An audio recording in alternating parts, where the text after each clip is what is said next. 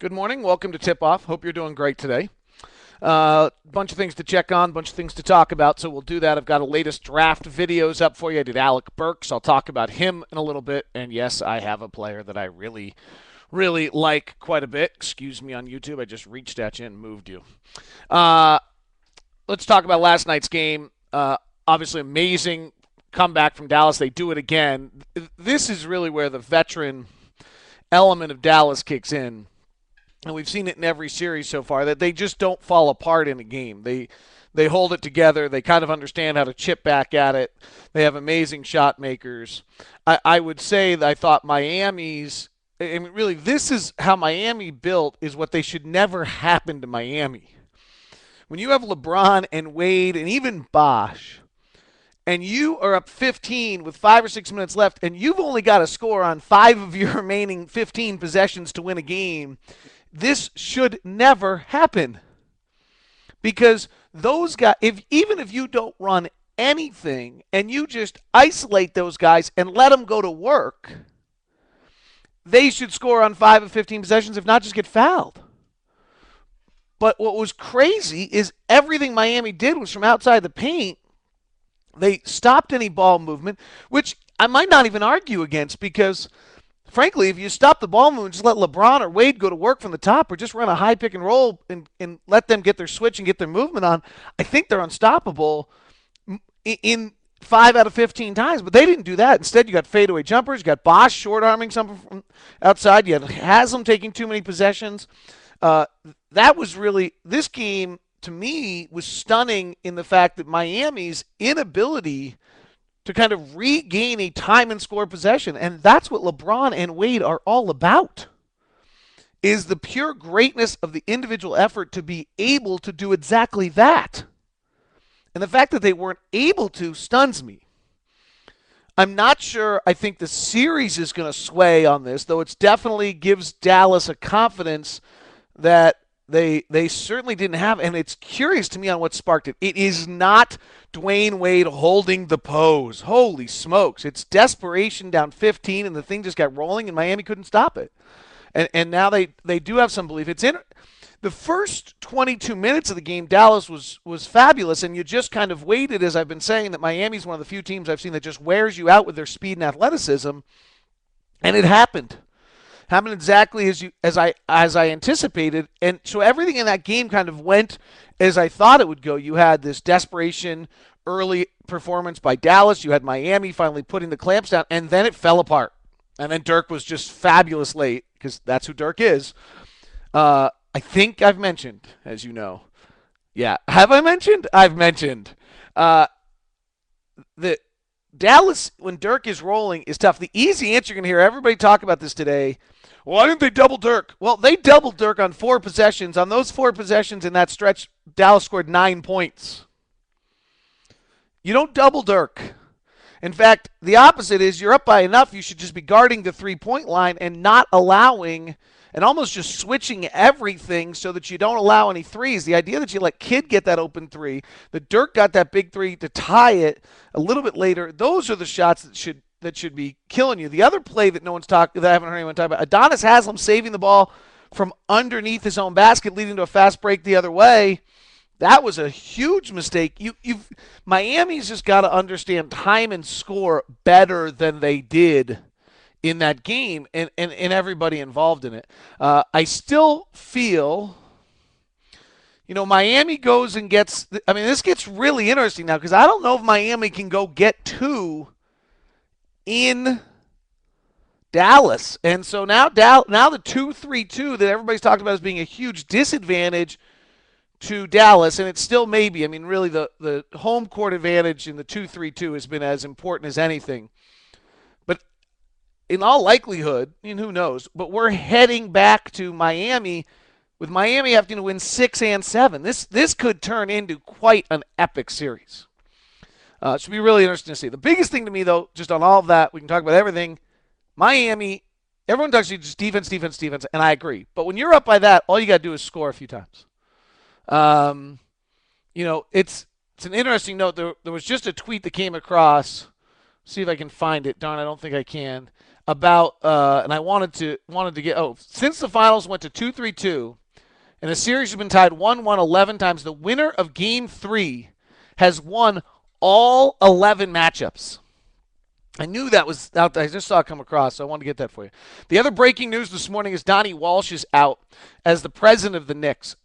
You guys, what this really is about isn't about Donnie Walsh. It's the same thing that's going on in Portland. If you have bad ownership in the NBA and you have ownership that either establishes no culture or a bad culture, you can't win. You know, Miami's culture is their owner's a sit-back guy. He's very wealthy. Lets Pat Riley run the show. Cuban's got a different culture, though I think he's really changed who he is, and I don't think it's surprising that they're playing better with him taking a little bit of a different approach. Larry H. Miller certainly had his culture of long, consistency and loyalty, and now it's up to Greg and Gail to maintain that as part of the franchise.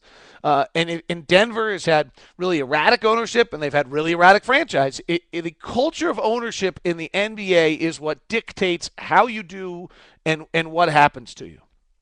One other note I think is interesting going on in the coaching searches around the NBA. Just look at the final 4 coaches of the NBA this year. Carlisle is really a brainiac. He went to Virginia. He played in the NBA, but I know him very well. He's really a brainiac. Thibodeau didn't play. He was a student of the game. Spoelstra played in college, but is a film study, X's and O's. Huge stat guy, breakdown, build a whole stat system for Riley. And then Scotty Brooks, who's your kind of traditional backup point guard. As the coaching searches go on right now in the NBA, I find it interesting how different the coaches, people looking. Now, McHale gets the job, Daryl Morey says, because he was the brightest. And there's some level where we're realizing this is a CEO job of really you don't need a former player. You need someone who's really, really bright and understands circumstances and understands how to interact.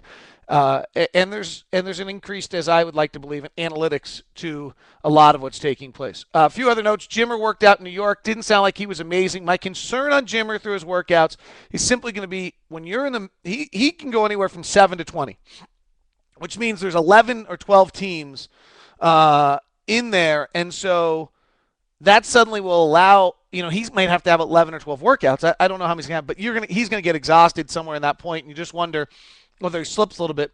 Klay Thompson shoots better than he does. Brooks shoots about the same. I don't think anyone doubts that on Jimmer, but just defensively, can he hold the ground? And any fatigue or injury in that span would, I think, really, I hope that doesn't happen to Jimmer. The same questions are always out there. I don't think they're going to change between now and draft day. And the question is just going to be which GM has the faith and belief that he can pull the trigger. I did a video breakdown on Alec Burks, Colorado. I love him. NBA people find it very, very hard to find shooting guards that can put the ball on the deck and drive to the basket. And we have point guards who can do it. But there aren't many wing players in the NBA who can really put it on the deck, go to the basket. And I'll tell you what, he has got a special skill. He's not super athletic. He's not a wow guy. Like he's flying over the top of you like a Rudy Gay or something like that. He's got a beautiful hesitation. You'll see it on the video if you watch the video. It's available at Locked On Jazz. He's got a mid-range. He's got a floater. He's got a stop and pop. And I don't think his outside jump shot, his fundamentals waver a little bit. But his fundamentals, as I slow it down on the video and give you a breakdown of it, are really pretty strong. And I actually used some slow-mo for the first time. And I think as he just practices in the NBA, he's going to get better. To me, he's very similar to Gordon Hayward. His freshman year, he shot pretty well from 3. His sophomore year, he didn't when the burden of the entire offense came to him. Unlike Gordon, his teammates at Colorado sucked. And so I think that, he just had a big burden. And I didn't see a guy who I thought wouldn't be able to play with teammates. He forced some plays. I put him in there. But I think he's going to be really good. He's got a chance to be, I know this sounds crazy, but he's the first guy I've seen who I think could be an all-star. I think he's a legitimate, if he's got heart, if he's a fighter, if Alec Burks is a heart and fighter, he's got a chance to be an 18 to 20 point a night scorer, maybe 18 to 20. I think he can really score in this league. Brandon Roy, Paul Pierce type scorer, getting to the line 6 or 7 times a game, putting on the deck, working that shooting guard, small forward position without a dominant three, but just becoming good enough at 33 to 35%, where if you leave him open, he's going to hit you. He's never going to be, I don't want to say he's never going to be a 40% three-point shooter, but it's unlikely he'd progress like that. But I don't see anything fundamentally wrong with what he does. He loves contact, plays on it, isn't feared, gets how to draw a foul. Really impressive for a 19-year-old kid. I really like him. I've got him. I haven't placed him on the draft board, but right now, if Kyrie's 1 and Brandon's 2 on my draft board, he might be 3. He might be 3, depending on Cantor. I just probably am not going to see enough of him to know where I would put Cantor, and Cantor's big, so so he probably goes into 4. Montejunas at 5. Yeah, Montejunas is still my guy. Go watch him on video. Send me a note and tell me whether you think I'm crazy on that or not. All right, that's the latest. I'm going to look at Bismack Biyombo today. Try to get some of that done for you. I leave town coming up here in a little bit, so the videos will all end here shortly. Hope you're good. Tip-offs coming your direction. I'm kind of off the radio for the summer, but I'll keep bringing it to this via Twitter and other things. One other note for you. I gotta just drop this. I got this tweet today. I like all these guys. They all can light up. I worry about Thompson's level of competition in college, though. So he's talking about Klay Thompson. Klay Thompson played in the Pac-10. Okay, I'm going to defend my conference here for a second. You're worried about his level of competition? Okay, the Pac-10 basketball conference, every time they get in the NCAA tournament, they advance. Last time I checked, Russell Westbrook, Kevin Love, etc. out of UCLA are doing fine in the conference. There's plenty of Arizona players doing fine in the NBA. There's a bunch of run-of-the-mill players out of Stanford that are doing fine in the NBA. Washington's loaded us up with Brandon Roy, Nate Robinson, and some others. I'm not particularly worried about the level of competition a guy plays in the Pac-12. The only explanation I could have for that is a BYU fan trying to justify Jimmer and hate on the Utes at the same time. And that is the essence of what fandom does to your craziness. T-shirt controversy continues. I'm willing to be a billboard. Send them to 434 Bearcat Drive. 434 Bearcat Drive, Salt Lake City, 84121. Hope you're great. Talk to you later this week.